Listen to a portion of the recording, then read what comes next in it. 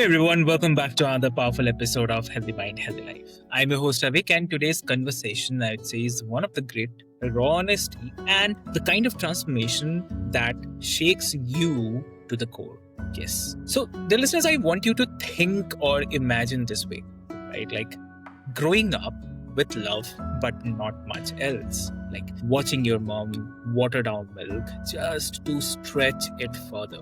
Imagine like nearly losing your father, your brother, and your closest bond with your nephew all within 1 year. Imagine the depression so heavy you couldn't leave the house, the panic attacks that suffocated your every breath. And then, out of nowhere, finding that spark that turned everything around, right? So, from poverty, loss, struggle to becoming the owner of not one, but three 7-figure businesses. That's not just a rags to it's a story. It's a resilient story, right? A story of mental health battles, broken relationships, intimacy, growth, and I'd say even an unshakable will to rise.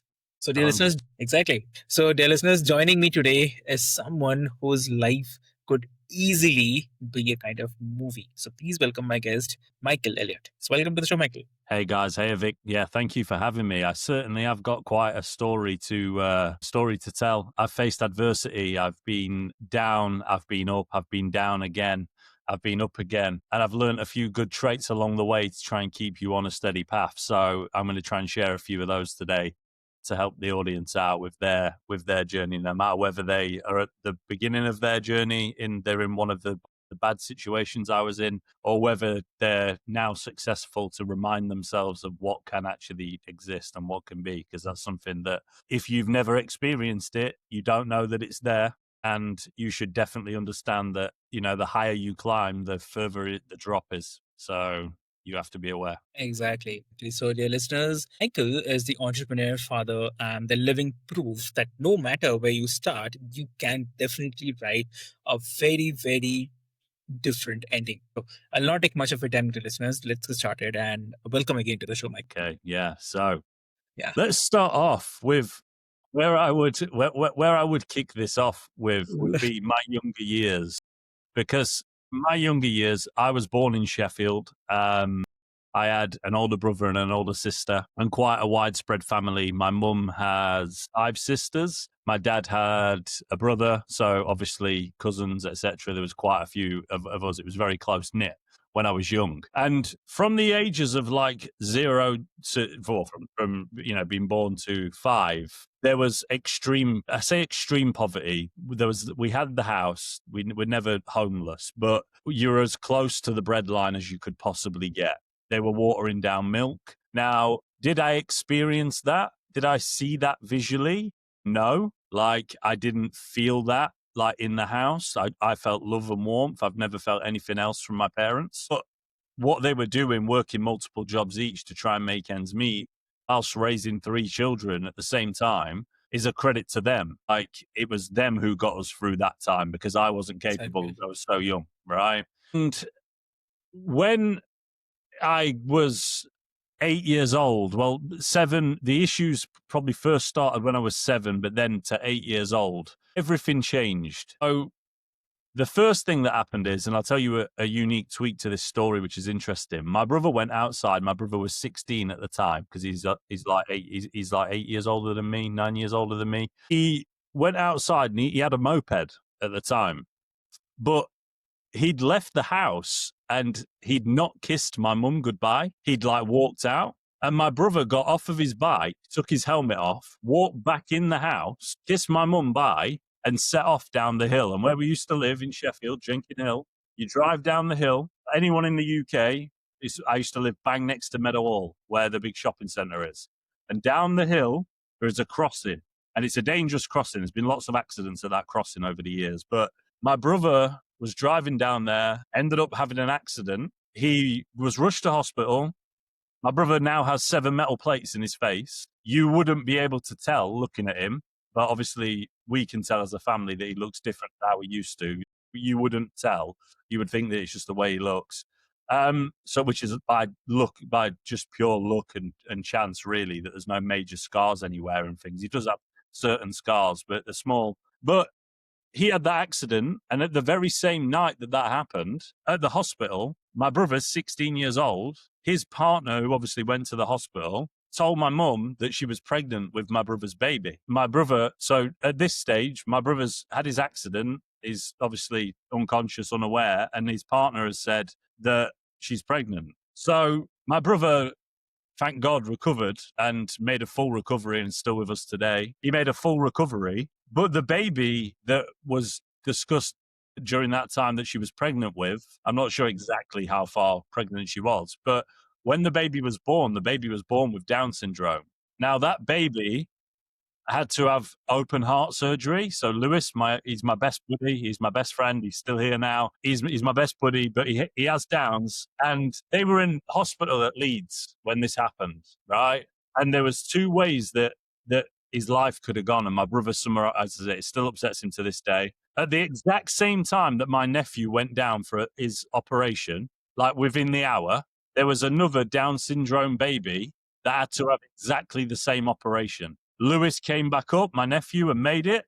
The other baby, unfortunately, God rest his soul, didn't make it. And my brother, even to this day, still brings this up. Sometimes he has feelings about it, like he just feels a bit. I don't know. You probably feel a bit like a survivor's guilt, like as if you got that, and etc. But that's his story. For me, my nephew, from that regard, he made it through. But then, like 3 months after that, my dad had a heart attack at the age of 36. So he was very young. He had a heart attack at 36. He died and they brought him back with the defibrillator. So in the space of 11, 12 months or whatever this has been, I could have lost my dad, my brother, and my nephew. I wouldn't have had any of because my brother's now got 4 children. So I wouldn't have had any of my other nephews. My whole trajectory of my life would have changed. So I was still probably too young to understand that, being completely honest with the audience. But as I grew up, I realized, when I turned 10, 11, 12, as I started to get a bit more conscious of what things were. And I'm not saying I was an adult, but I was a bit more conscious of like what had actually happened in my life. I started to realize how lucky we were that we were still around.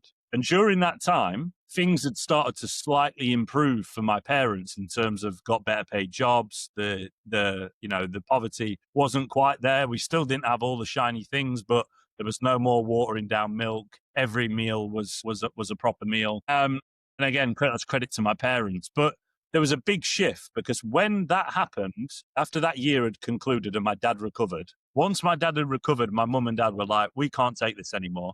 We need a change of environment. So they moved to Skegness, which is exactly where I'm sat right now in this desk. Obviously not in their house, but in my own home. Sat in my desk. And we moved here. We left, and my eldest brother and sister stayed in Sheffield by their decision. And this was a big change in my life. All of my friends that I had growing up completely changed. So from that point onwards, I was lucky that I didn't lose 3 family members, and it instilled a massive sense of feeling lucky. But then I transitioned to a new location, which was new. And being completely honest, my school experience was quite standard. I wasn't a standout student. I wasn't a really struggling student. I enjoyed school. Like I had a lot of friends. It was good. Like it was good. So there's not much to tell in that period, in that part of my life. I just went through it gradually, as everybody would. The same things that happen, you have the occasional girlfriends being young, all this, and you might have had a fight at school, or things, all the normal stuff that happened to you at your school happened to me at my school. But everything was good. I wasn't particularly good at anything, athletics or anything like that. I used to play football, but I wasn't particularly good. And then we got to university stage, where I decided to go to Sheffield Hallam. Now, when I decided to go here, I had met my partner at the time at the age of 14, like just turning 15, and I'd stayed with her this whole time. And in my first year of university, she got pregnant. And the issue is that at that time, I was enjoying myself with her as well, going out, drinking, getting into mischief like people do generally at university in their first year, whatever. But as a true reflection, like, speaking to myself now, I didn't take on my responsibilities when that baby was born like I should have done.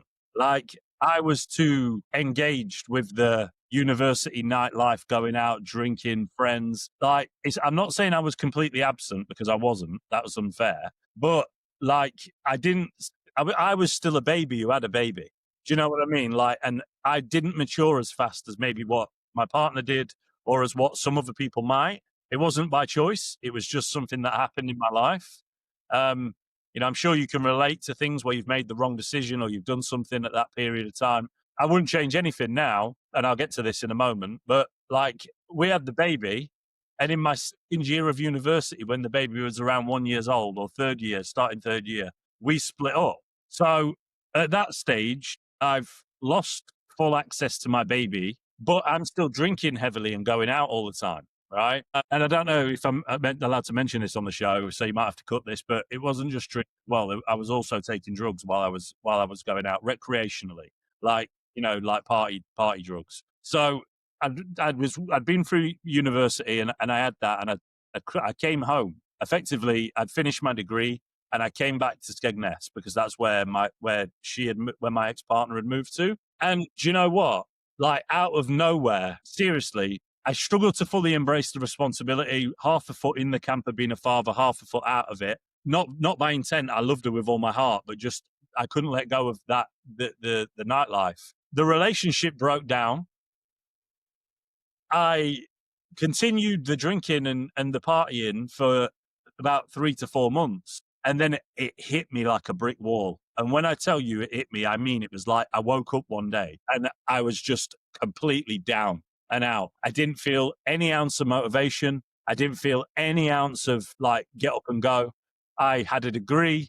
I had a baby that I only got to see on the weekends or whatever. Like, the relationship wasn't very good at the time between me and the mother. I went through some real hardships, and I feel like it all caught up to me. It wasn't just the relationship and the baby. It was also that I've been going out, drinking too much, bad habits, things that you shouldn't do in life. I was doing at that age. I won't be the only person listening to this podcast that have done this in their life, but they may relate in a different way. Might be something different. But I realized what I'd lost. And by the time I realized what I'd lost, it was too late. And there was nothing that I could do about it at that time. Like, I tried, it didn't work. So at that stage, I went into severe depression, like really badly, heavily medicated.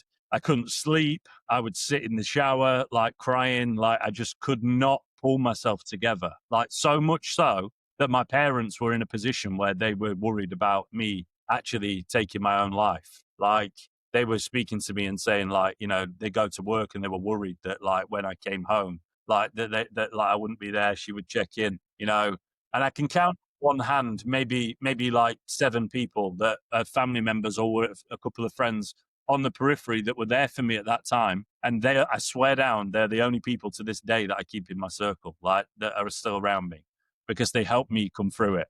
But that period was absolutely treacherous, right? I was as down as you could physically possibly be. Didn't leave the house for 6 months straight. I was as far in the hole as you can imagine of you being.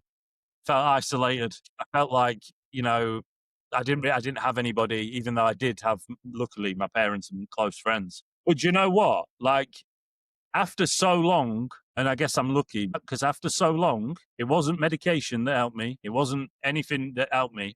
I woke up one day and I just felt that 10% better. That's all I felt, 10% better. 6 months of feeling exactly the same. And I woke up one day and I felt 10% better. And I was like, do you know what, Mike? You might want to start rebuilding your life here. Like, you might want to get into a position where you're actually going to make something, because nothing's going to happen while you're like this. Slowly but surely, I started to come around. That 10% turned into 20%. And I was slowly growing back into myself. And I applied for a few jobs and I had a few interviews. I had a job as a sales rep that lasted one summer at a caravan park. But other than that, then that ended. And then, because that's when the depression hit, after that seasonal job. Like, that was the time. So I was then unemployed, like completely down and out for 6 months. And a few jobs appeared in the local area, and one was for a PPC agency, and it paid minimum wage. And I applied for it, and I got the interview. And I'll tell you a story, because I got 2 interviews come back to me the same week. Okay. One of them was for like a window fitting or like blind fitting, something that I completely did not want to do, unrelated to my degree, but I just knew I had to do something. Like I was applying for anything that you could think of. And on the day of that interview, there was snow and my car was on a hill and I was late to the interview and I didn't get the job because obviously being late is like, as soon as you're late to an interview, you've blown it. I had the other interview that week on Wednesday, was hired the following week on Monday, and my PPC journey started. I didn't go back to 100%. I still struggled. Panic attacks were still regular. I was still drinking heavy, which is the worst thing that you can do. But I was still drinking heavy. But the rebound was starting to become a thing. Like I was now providing. I now had money coming in. I had a job, and I sort of grew into that. Progressed to senior manager, overseeing numerous team members. My mindset slowly improved over that period of probably 2 or 3 years initially. And then I got to a point where I was back to normal, where you would consider yourself to be pretty normal. And then what happens? You have a pandemic that sweeps the world. And that pandemic, and I feel so guilty for saying this, and I don't mean this in any wrong way to all the millions of people whose lives were lost during the pandemic, because that, obviously it was horrific. The best thing that ever happened to me was that pandemic. Yes. And simply because of this, for no other reason, not because there was a pandemic and a disease, but because I was one of the people that was working from home. I wasn't furloughed in the UK. I was working from home. So I carried on doing my job, but I did it at my own desk in my own house. And I was looking around thinking, well, if I can do it for someone else, I can do it for me. And then something lit. And all of that pain that I had inside of me lit that fire. If I didn't have that pain, we would not be having this conversation today. It's the best thing that ever happened to me looking back. It's the best thing you could have done for me, because now I don't need any motivation from outside. Motivation cannot come from outside. It has to come from within. And I have every bit. There's nobody more motivated than me. I make the best of everything that I physically can. I'm not the most successful person on the planet. There'll be people listening to this that are much more successful than me. But I tell you something, every single day when I go to sleep, I know that I made the most out of that day that I could for myself. I don't compare myself to anyone else's journey. I compare myself to my own. I made the most out of that day, whatever that be. So at that time, when I realized that, I look around and I think, do you know what? Maybe it's time I go on my own. A friend of mine comes round who was also at the agency that I worked at, but had left a year prior or 9 months prior. He looked me dead in the eye and he said to me, Michael, don't take this the wrong way, but looking at you now, a year on after leaving, the reflection that I'm seeing makes me so happy that I took the leap. And I felt it inside. Do you know what I mean? I felt it deep. Yes. It was something that I really felt. I was in a position where I really felt it. And what happened was that the next day I handed my notice in at the agency and I quit. And guess what? I had about £3,000, maybe £3,500 in the bank. I've got a mortgage to pay. I've just had another baby that was literally a fresh baby out the bakery. Literally, she was probably 6 months old. She'd done that. I had no safety net. I probably had £1,000 in cash. I had £4,500 that was barely going to cover 6 weeks, 8 weeks worth of our lives, right? And I took the leap anyway. And I just thought, and it was dangerous for me because of all my mental health issues. It's if this goes wrong, this could be really bad for you. And I thought about it, but I realized without risk, there's no reward. And I took the leap, and that leap, let me tell you now, you go from thinking it being excitement to being stuck in the hustle. And I love the hustle. I learned to love it, but I was setting alarms at 3 a.m. to answer messages. I sat down, I looked at a drawing board. Where can I get PPC clients from? That's what I know. Where can I get them from? My network. There's nobody there. In terms of, well, there wasn't at the time. There is now, but at the time there wasn't. My network and family members, nobody. Cold calling, tried it. Not much success, even though I was a good salesman. I knew I could sell. Cold email wasn't as big as what it is today in terms of all the tools. Even though it was still around, people were definitely still doing it. It's been around since forever. It's not as big as what it was today. So the only way I found success was through Facebook, was through social media avenues and Reddit. Those social platforms, wherever anybody was talking about PPC, I was there, right? And I've done a YouTube video on this recently that covers it. And I searched through my old posts and history and comments and like look through, and it shows the journey. Yeah, like I literally like the dates, everything, like 2020 or whatever, 2021, whenever it was that I started that journey. I would do it. And what I would do is I would speak to everybody, and I realized that I had to provide value first. I could not go in there trying to just say, I'll manage this, I'll manage that. I had no reputation. I only had my experience. So I would go in, I would offer free audits, free services. I would do this like constantly. Alarms at 3 a.m., half 2, 3 a.m., and 6 a.m. to answer clients on like American time zones, Australian time zones, all across the globe. I would answer comments. Sometimes I would hit gold and there would be a client, but most of the time it was me waking up looking at an empty response list. But you know what? I just kept banging on that door. Yeah, I was nothing. Nobody was going to stop me, right? And I exactly. went from £0 to £100,000 in my bank account in 4 months. And all I did is bang on every single door, like literally inside of social groups. That's all I did. Banged on every door possible. I provided as much free content as I could that positioned me in a position where you're helpful. And then when they realized they needed professional help, they would naturally come to me because I'd already been helpful for free to them. Now, don't get me wrong, 99% of the people that I did anything for never paid me a dime.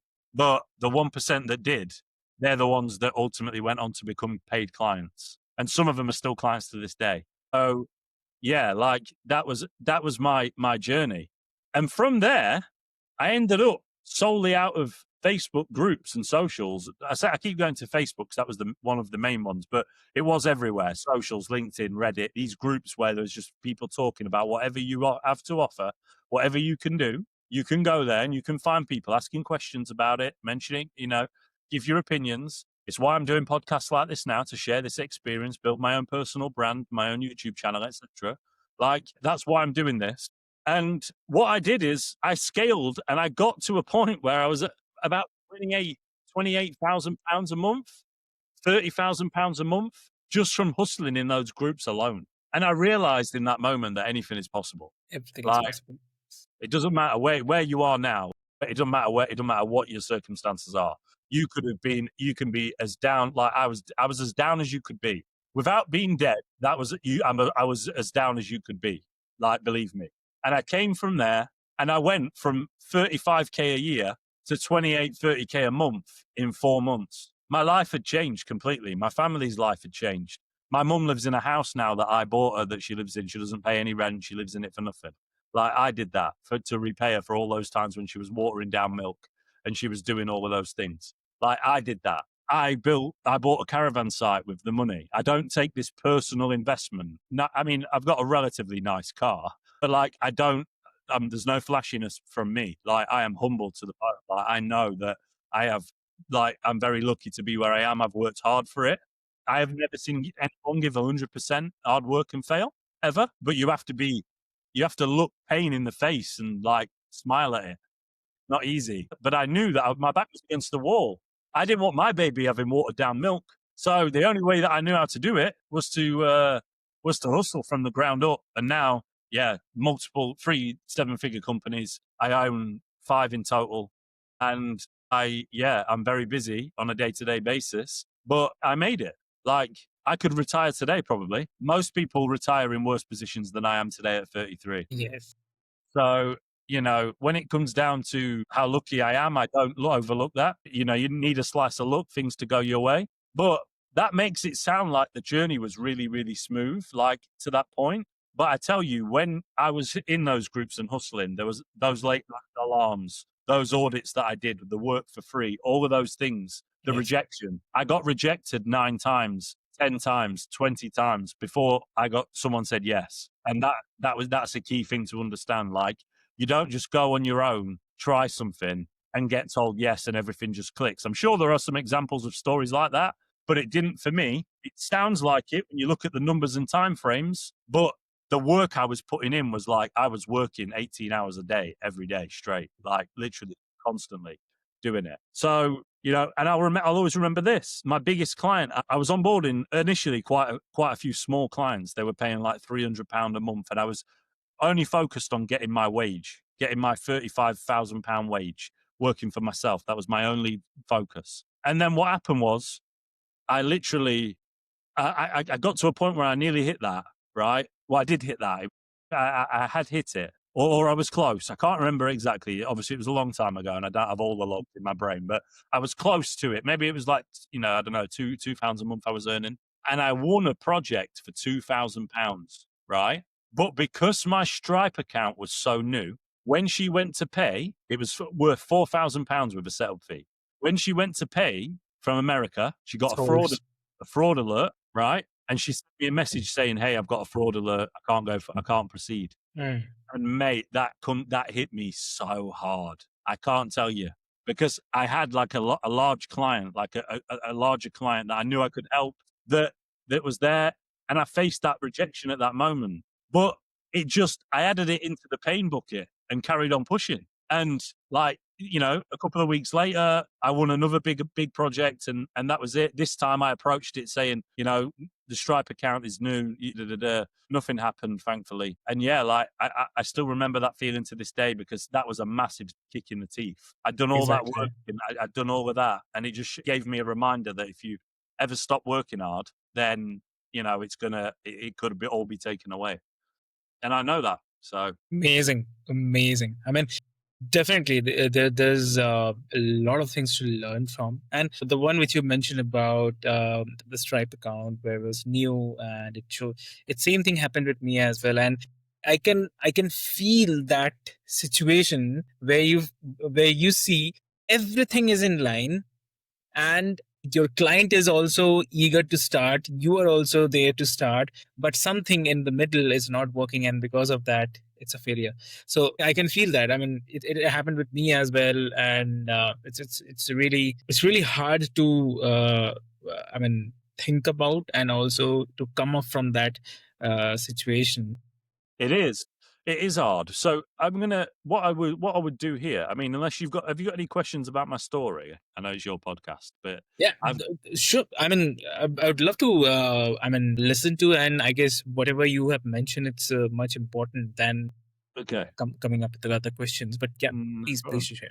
It's because I've stuck to a few strict rules, and this is what has not only protected my mental health, but has also protected my businesses. And I just wanted to share a few of them with you. First thing that you should do is write down on a list, literally, like a pros and cons list of what you enjoy in your life, and what not just what you enjoy, whether it's good for you, your life or not, is it having a positive impact? And on the other side, write down what you're doing that isn't.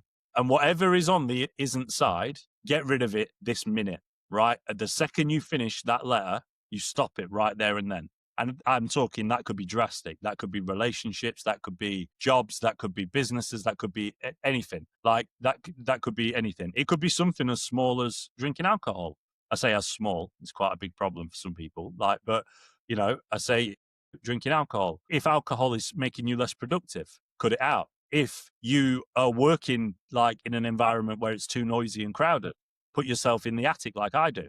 Put yourself out the way. These things, they're not all drastic, huge changes. Some of them are really small, but they help. Like, do that. Make sure that you look at that from a day-to-day perspective. The second thing is make sure that you put in focus time. And focus time includes your focus for leisure. Yes. So make sure that you put in all your focus time so you're not disturbed. Like at this podcast now, I'm not going to be disturbed. This is like my family know that this is like during this like 5-hour window, I'm working, right? But then when my little one finishes school, there's an hour and a half focus time where I'm not at work and I don't take calls, and I have my focus time there. And then in the evenings, there's set focus time for me to research different YouTube videos, maybe some podcasts and things that I can go on, whatever. So, but by doing that, you make your brain's program to, one, be more efficient when you're working because you have the time, but two, you don't forget about the things that are really important, like family, and that is really key. And the third one is an obvious one that my story covers. What I would say is, like, if you are struggling with mental health, because I still battle it, like to this day, I feel like my journey is that once you have it, if it's in you, It's in you. I have good years. I have bad years. I have good time. It doesn't, and money doesn't change any of that, right? It doesn't matter how much money you make. It doesn't matter. Your mental health is something you have to protect. And if you're feeling bad now, just please understand that you will come out of it again. And will you go back through the cycle? If you need medical attention, medicine, whatever, I'm medicated. I take medicine. I'm happy. I'm more than happy to share that. That's not something that I'm scared of saying. Like, you know, I do help myself by doing these things, but I'm also medicated. But when it comes down to, which not many people would admit and openly come out with, but like, this is a tell all, I'm more than transparent. Like, you know, when it comes down to this, I still have those periods, those weeks, those months. But because of my strict routine, it never creeps into being the big demon it once was. Like, but it's always there. So for anyone struggling, just understand that, like, you'll have good times, bad times. Don't do anything crazy during the bad times, because they will pass. Like, they will pass. And then when the good times come, enjoy them, because you know what it feels like in the rain. Definitely. Definitely. I totally agree on this, because the same thing my father also says, that nothing is constant. Time is also not constant. If you're running through a good time, definitely there will be a bad time. If you're running through a bad time, then definitely it will be a good time. So enjoy the good times. And whenever there is a bad time, you just have to stick to your rules, to your principles. You have to follow what is the best. So, I mean, you cannot take decisions randomly, but yes, you have to follow your heart, what it says, and definitely that time will pass on, and then there will be a good time, so you can do whatever you want to. Nobody ever grew whilst they were comfortable. Exactly. So the good times are good, but make sure that you're continuing to put yourself under some kind of pressure, because pressure creates diamonds, my friend. And that is exactly what you want to be. If you want to be successful, whatever success is to you, whatever that means, if you want that job at that place, or you want this, want that, maybe you want the nice car, whatever your motivation is, you know, you don't, unless you're in the heat, in the flames, in the pain, unless you're in the trenches, you can't possibly get it. Because if you could, then everybody would have it. So that's how you need to look at it. When a challenge comes my way, when I get a cancellation from a client, or I have a difficult conversation with a client, or whatever, when something goes the other way, or something in my life changes that's bringing me down, I always remember that this is just another challenge. Like, it's like a hurdle. And once I finish with this hurdle, I'm stronger than what I was before it happened. Like, that's the way to look at it. And if you can try, it's hard, it's very hard. But if you can program your mind to be like that, I swear it will change your complete perspective on rejection and failure. It will change everything about the way you look at stuff. Exactly. Someone saying no to you, or something happening that is a no to your dream, is not like rejection. It's just feedback for you to redirect. It's redirection. And then you try again, and then you fail again, and then you try again a different way. But every single time you learn. And then eventually you come out the other side a better person, more well seasoned, and in a stronger position to be able to deliver. So that is what I would say to everyone out there. Like, you know, you've got to stay committed. It is not easy to be successful. It's hard. It's a hard road, and often lonely. And yeah, there'll be times when you doubt yourself. But when you sit down, if you're convinced that is the thing that you want, then chase it with every single ounce of your might, because you will get it. Lovely. Great, Michael. So, what a journey. I say, like, from crying in the shower to closing seven-figure deals, from feeling deserted to leading the teams and raising children, standing tall as living proof that we are not defined by where we start, but by how fiercely we rise. From everyone, for everyone who is listening right now, maybe you'll be listening, please take Michael's story as a kind of reminder, because your rock bottom can be the foundation that you build your greatest self on. Your pain can be the very thing that fuels your purpose. If you are battling depression, anxiety, burnout, or heartbreak, then know this, that you are not alone and you are not finished. So, like Michael, you too can find that fire as well. So, with this hope, um, I would love to say that stay strong, stay present, and keep choosing growth. So this is your host Avik, and reminding you that healthy mind creates a healthy life. So until next time, keep rising. So thank you so much.